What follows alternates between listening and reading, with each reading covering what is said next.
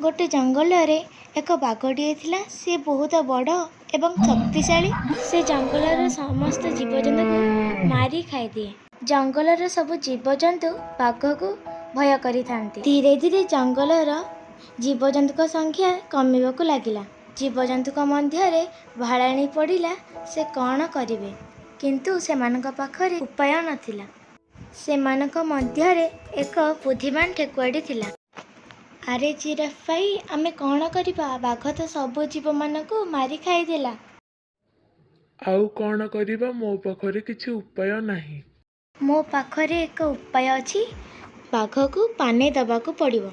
तुमे जाई बाघ को कहबो, आमे जणे जणे होई तुम खाद्य होई आसीबो।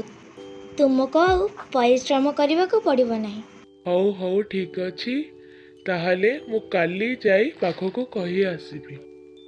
ठेकुआठू शुणी तापर दिन जिराफ बाघ पाखକୁ कहबाकू गला। बाघ मामू, मु तुम पे एक खबर नेकी आसीछि। तुमे जेमिति जीवजंतु को मारी खाइलणी, आउ शेषरे तुमको खाद्य मिलिबो नाही। शेषरे आमे चिंता कलु, आमे जणे जणे होई तुम खाद्य होई आसीबो। तुमको मध्य परिश्रम करबाकू पड़िबो नाही। ताहाले कौन कहउछंती? हौ ताहाले तुम कथारे मु राजी, किंतु तुमे माने मते धोखा देवा ପାଇଁ चेष्टा करियो नाही, नचेत मु समस्त खाई शेष करदेवी। ठीक अछि, ताहाले मु जाउछि। तापरे जिराफ सेठारु पळे आसी ठेकुआ को सब कथा कहला। तापर दिन ठेकुआ खाद्य होई बाघ पाखକୁ गला। अरे ठेकुआ, तू कौन आसिया को एते डेरी करदेलु? मु केतेबेଳୁ अपेक्षा करि रहलिଣି। मु आसिला बेले आउ एक बाघ मते अटकैकी खाइबाकू चेष्टा कला। सेथिपई मोर डेरी होई गला। मु थाउ थाउ आउ के शक्तिशाली बाघ पळे आसिला। मु ही ए जंगलर एकमात्र राजा।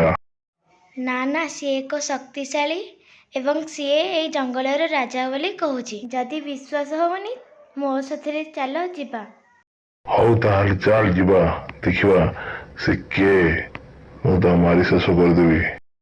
तापरे ठेकुआ बाघ को कूआ पाखକୁ नेकी गला। बाघ मामू ए कूआ भितरे से बाघटी रहुची। अरे सत्य तो? एहा परे बाघ निज प्रतिबिंब को देखी बाघ भाभी डेही पड़ला, जहा फल बाघ पानी रे बुड़ी मरीगला। ठेकुआर चालाक बुद्धि जोगु बाघटी मला। शेषरे समस्त जीवजंतु खुशी रे रहिले। एमिति आउ भल भल गप शुणिबा पाई चैनल को सब्सक्राइब करंतु।